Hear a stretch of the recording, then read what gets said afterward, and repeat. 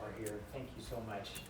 All our families here, all of the notorious people mentioned in my wife's tell-all book are here right now. Reputations will be ruined, will be decimated. Oh, I'm sorry, that's your second book. Yes. Sorry. But welcome all of you. This is a special day. I've lived through not only COVID, which was a handful, but my wife being consumed with writing her first book, which I'm really, really proud of her. It was a lot of work.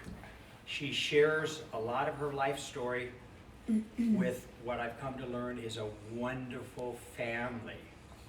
Regardless of reputations, I love you all. Thank you very much. Did you want me to introduce everybody? Okay, well, we're going to introduce a few key players in our book, and I'm going to turn the computer around as you begin to introduce my family, my brothers, my sisters, my mom first. Janet Penn, the matriarch of the family. I'm very lucky. And my sister. Marilyn. The leader, the ringleader. I think that was what she called me in the book. And her husband, Steve. As you read through the saga of the Penn family in Laura's book, these names will jump off the page. You may not respect them after you read the book, but their names will jump off the page.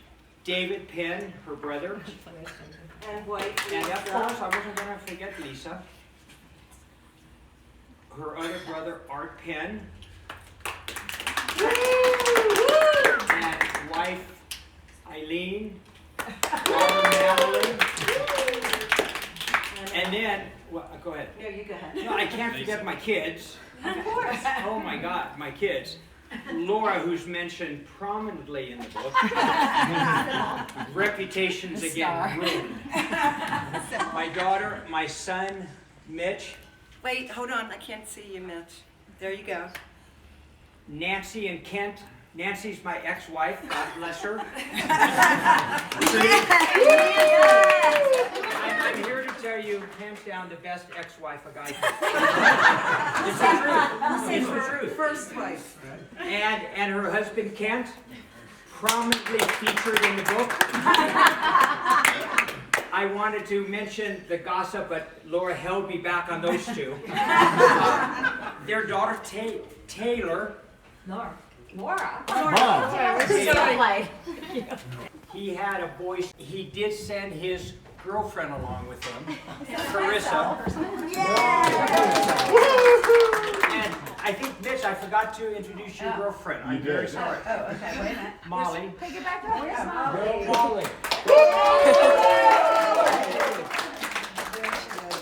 And then just all of our nearest and dearest friends are here. So God bless you all. Thank you. Oh my God, Mary! How could I forget Mary? My mother passed away in April of, what did they do? Oh, sorry.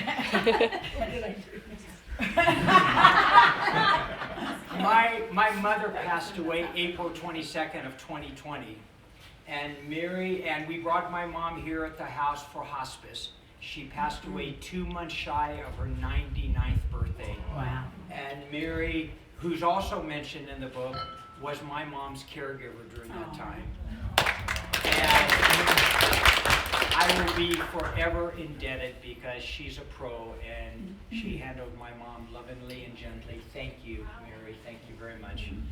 Her husband, who wasn't able to come, and I'm so sad about that, is a 5 Purple Heart recipient from Vietnam. 5 Purple Hearts and still alive to tell about it. And I was hoping he could come, and they had a furnace crash on them today, so he wasn't able to attend. Is that enough, dear? That's great. So welcome everyone online. I'm just going to share a little bit about this book and how it got started. It was crazy. It was during COVID. And I just felt inspired really, Gary, we would know the person, whoever it is. I felt inspired to, right up there. Mute the commentary. No, I just clicked her out. I clicked you out. She'll come back in. I felt inspired to write it because I felt like the world was going through so many changes, and I needed to, writing is therapy and writing is healing, and I've been doing it all my life, and I felt like it was time to put all my meditations, or a lot of my guided meditations that I've been doing for 40 years, into a book. So I picked 11 specifically, and these meditations have helped me tremendously with anxiety and stress, and with my clients over the years, and I've been teaching for over 40 years, and doing relaxation techniques for over 40 years. And I feel like our world is in such a turmoil now, and we are literally going through the shift of the ages. And, hold on one second. Excuse me for 1 minute.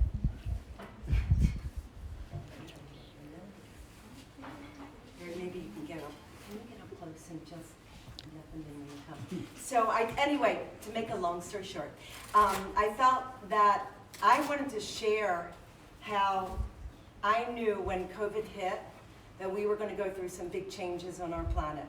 And I do a lot of studying in astrology, and astrology is not so weird or woo-woo. It just helps us to understand the stars and the planets and how they affect us. Because we're part of the earth, we're part of the universe, and everything affects everything else. And when you're more in alignment with the moon phases and the sun, we're all affected by it, our emotions.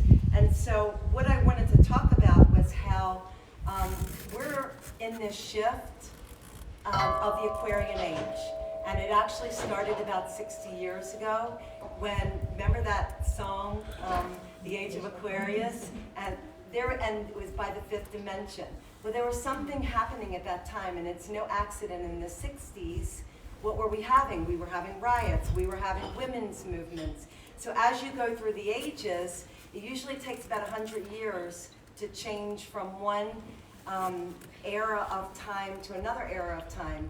And in the yogis always talk about cycles of time. And we're just in another cycle of time. And it's going to end super positive and happy and optimistic, but we're going through some big changes over the next 10 years. And I felt like I wanted to talk a little bit about that in my book. But mostly, I felt guided by my dreams, my intuitions, my inspiration. I have a lot of dreams, and my dreams seem to be prophetic. They told me when my father was sick and dying, and nobody even knew he was sick. And I had this dream 3 months before I found out. Mom told me that he was dying. And so then I've had other dreams where he came to talk to me. I've had dreams where my mother came and talked to me, my birth mom. So all I'm trying to say is we have these connections inside of us, and we have the ability to connect in a deeper place by listening to our intuition. And I call it the guiding force of this age, our new GPS, but it's been around forever. And so when we listen to that inner voice, some people have it stronger than others, we can go in a great direction in our life. It may be bumpy, but it'll be smoother. And when we fight that inner voice and our intuition and don't listen, it's going to be a rockier road. And that's what I wanted to share in my book. And I also wanted to share, I went through a lot of suffering as a child and a lot of trauma. And it took me a long time because I did all the healing on my own. And I went to therapists and I went to all kinds of crazy stuff. But what I came out in the end was learning to find joy. And there's a lot of people suffering in the world right now, and there's a lot of chaos. And I felt that my meditations could be a wonderful tool and access for therapists, for teachers. I'm around a lot of yoga teachers, and they can use this with their students. And the guided meditations have been profound, and I was very touched by Dr. Mitchell Gaynor, who was an oncologist in New York City. I studied with him, Grace and I did, right Grace? And just for a day, but I've read through all his books, and what I gleaned from his books is how powerful guided meditation, visualization, working with the bowls to bring people into a deep state of relaxation. His clients, and he found it to be hugely impactful. And he was a very well-known oncologist in New York City. He's not alive now, but his work made a huge difference in my life. And his name was Mitchell, and because I have two Mitchells in my life, I felt very connected to Dr. Gaynor. So anyway, that's what the book's about. We talk a lot about sound and sound therapy. Sound has been around for thousands of years, known as music therapy. And it's like the new day modern music therapy, with working with bowls and bringing people into a deep state of relaxation. And one of the things that Dr. Gaynor said was that when you can bring people into a deep state of relaxation, healing can begin. And that's where we want to be on our planet, is not so stressed. And if you look around the world, are people anxious and stressed? Like more than ever. And we just got through a pandemic, and haven't we had a whole year of fear? And I don't buy into the fear. I think that we're going in a positive direction, and that's what I want to share, is inspiration, positivity, optimism, and looking for the goodness in people, looking for the goodness in life. My teacher, Swami Veda, wrote a book called What is Right with the World. So we always have a choice. We can always look for what's wrong with the world or what's right with the world. And it's your choice to see which path do I choose. So my path and my commitment, wherever I go with this work, is to find what's right with the world. And to look for the optimism, and look for the joy, and look for the positivity. Everyone has suffered in life. There is nobody here who hasn't gone through some amount of suffering or difficult times, right? We're living in this world, and face it. So if we can, it depends on our focus, our perspective. So that's what I try to bring out in my book, and I hope the healing tools and meditations can help you. And I write about it in my newsletter. You can always find me in my newsletter. And trying to think what else I want to say. I have a couple quotes I want to read from my book. One is from the Dalai Lama, and I love this quote. I think this is fantastic. The Dalai Lama asked what surprised him most about humanity, and he answered, man, because he sacrifices his health in order to make money, and then sacrifices money to recuperate his health. And then he's so anxious about the future that he doesn't enjoy the present. The result being that he does not live in the present or the future, and he lives as if he's never going to die, and then dies never having really lived. So I thought that's a pretty profound quote. And then my last quote that I love to read, I had it here a moment ago. I love this. This is Ram Dass, and he says, we're all just walking each other home. And that's what we're doing. And if we realize that, as one of my teachers said, Swami Veda, who I studied with in India, he said, think of us as like little drops of water in this vast ocean of consciousness. And we're all next to each other with no lines or borders between us. So if we can think of ourselves as not separate, not different because of color, religion, creed, anything that society wants to divide us, we're all the same. We're all part of this human race. So if we can have more compassion, less competition, and the women really are the leaders. The Dalai Lama said it, the Western women are going to lead the world. And the only reason why is because we have that seed of creation inside of us, And we have that compassion and nurturing and love, whether we've had babies or not. It's inherent in us. And we have the intuition.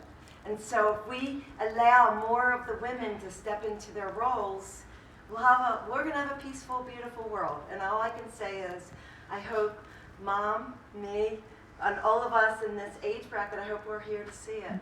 So we all have to do our part and just follow our hearts, follow our talents. It's our gifts and talents that make a difference in the world. And when we use our gifts and talents, that's what we're here to do. So let's get ready for a sound session. Make yourself very comfortable. And we're going to allow these people to come in. If anybody wants a mat, we have a few mats, a few yoga mats. Okay, good. So get yourself super comfortable. I'm going to put on a mic. I won't be able to hear anybody, but you'll be able to hear me.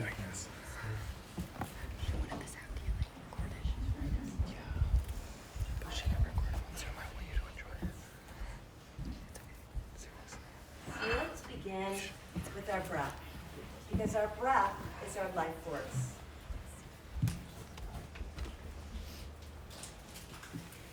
And when we learn to breathe, we can tap into a quiet place inside of ourselves.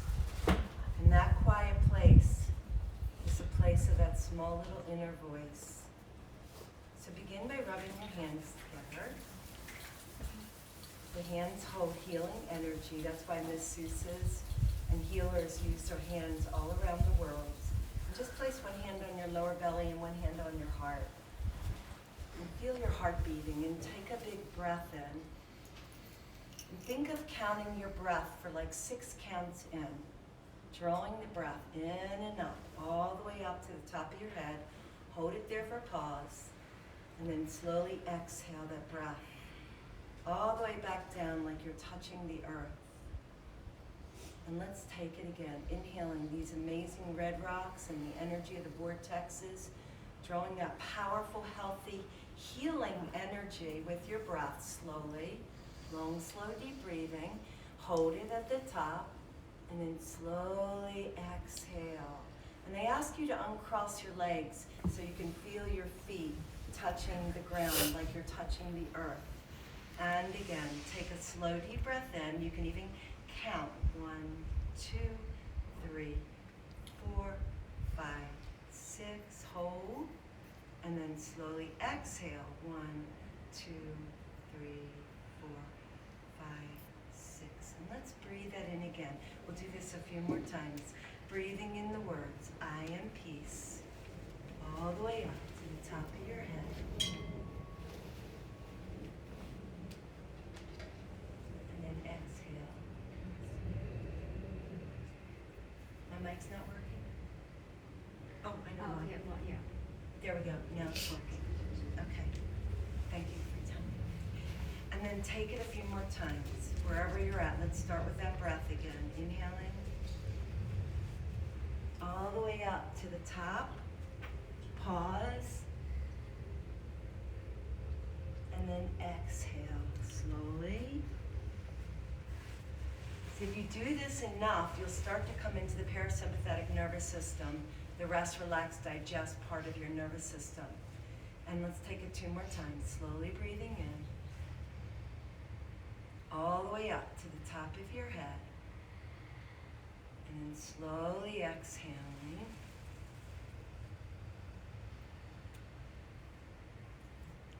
And now the next time we breathe in the words, I am peace. And feel how that relaxes your body when you say those words, I am peace. And pause here. And then exhale the words, I am peace. And then just allow your hands to sit in your lap. And just, we're going to start with just a big breath in where you clench every part of your body, tighten. And then big exhalation. The yogis say we should do this 3 times every day. Inhale, tense up the whole body. Exhale, release. And when you're doing this, you're like taking all your tension wrapping it up. Inhale again into this big tight ball, and then big exhale, blow it out and release. Beautiful. And now take your hands to your heart again. Both hands rest on your heart. And say your name to yourself 3 times. Somebody loved you so much to give you that name. So it imbibes the energy of love.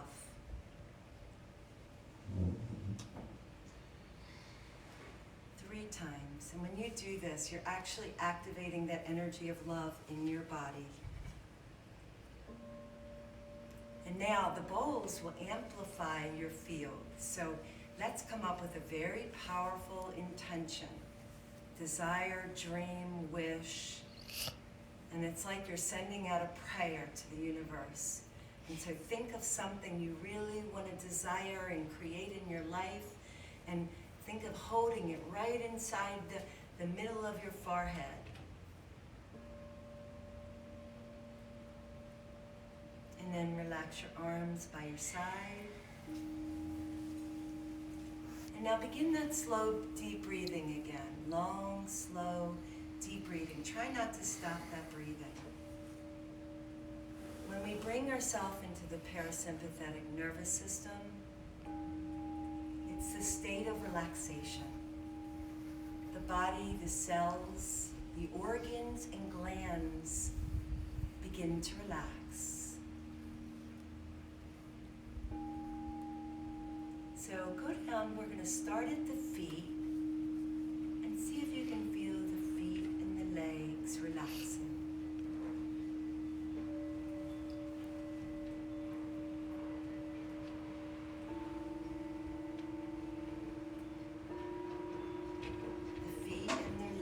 Relaxing. Now take a breath. And tell your hips, relax hips, relax your hips. Keep your eyes closed so you can be in the process of relaxing. It doesn't matter if you're in a chair or lying down.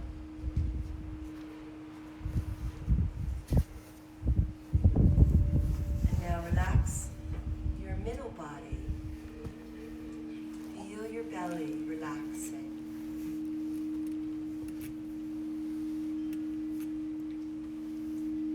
Now relax your chest. Take a breath.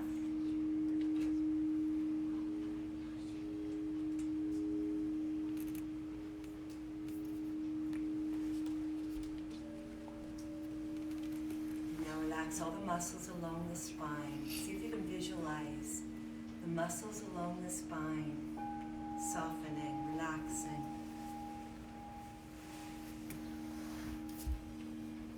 And now relax the neck, the back of the neck. Relax your jaw.